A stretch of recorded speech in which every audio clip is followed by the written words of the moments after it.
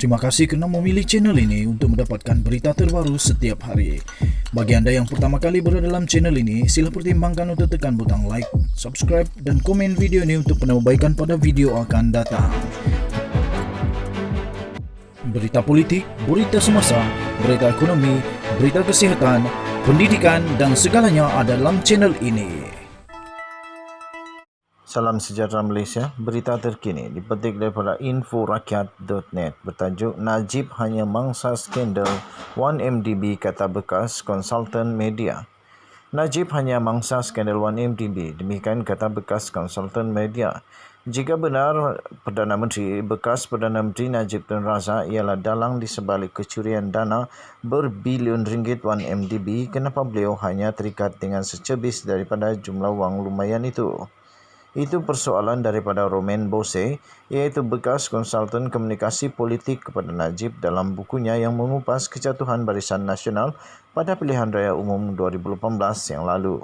Menurut Bose, RM42 juta dalam akaun peribadi Najib yang dikatakan milik SRC International hanya merangkumi kira-kira 0.22% daripada USD 4.5 bilion atau 18.6 bilion yang pihak berkuasa Amerika Syarikat dakwa dirompak daripada 1MDB.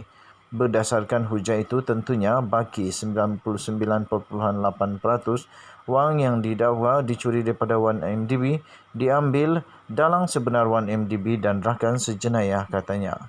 Bose berkata penjelasan lebih logik mengenai skandal itu ialah Najib dijadikan mangsa dalam perancangan kompleks merompak 1MDB dengan pihak yang mendalangi jenayah itu merasuah pegawai tertentu untuk menyembunyikannya daripada pengetahuan Najib. Katanya plot licik itu turut melibatkan 42 juta dimaksudkan ke dalam akaun peribadi Najib supaya bekas Perdana Menteri itu akan dipersalahkan jika rancangan itu terbongkar.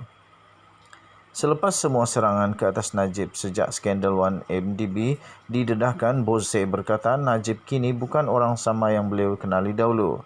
Beliau masih seorang gentleman, tetapi beliau banyak belajar daripada pengalaman sejak beberapa tahun ini dan ini bersama visi dan idenya akan membantunya pada tahun-tahun mendatang.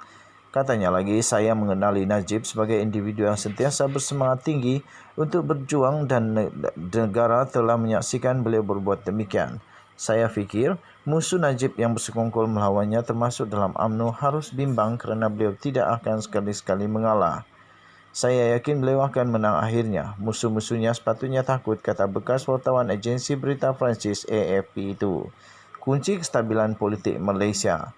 Menyentuh hala tuju Malaysia, Bose berkata kestabilan di Semenanjung hanya boleh dicapai jika parti politik yang berteraskan orang Melayu dan Cina bekerjasama menubuhkan kerajaan dan berkongsi kuasa politik serta ekonomi negara.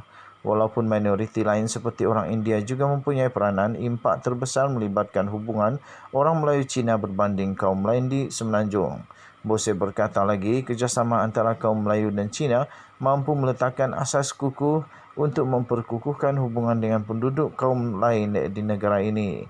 Katanya pendekatan menang-menang itu boleh mengelakkan ketidakhormatian kaum yang mungkin tercetus sekiranya sebuah kerajaan Melayu memegang kuasa sepenuhnya.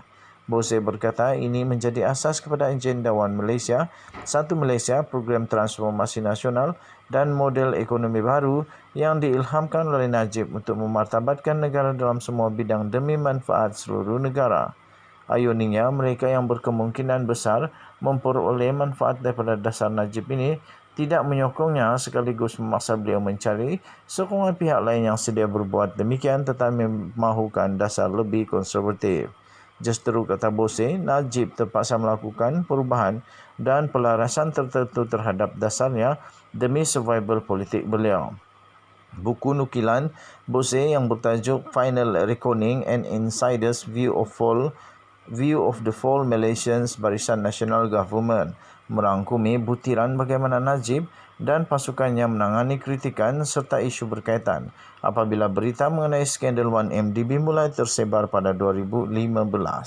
Sekian berita, salam sejahtera Malaysia.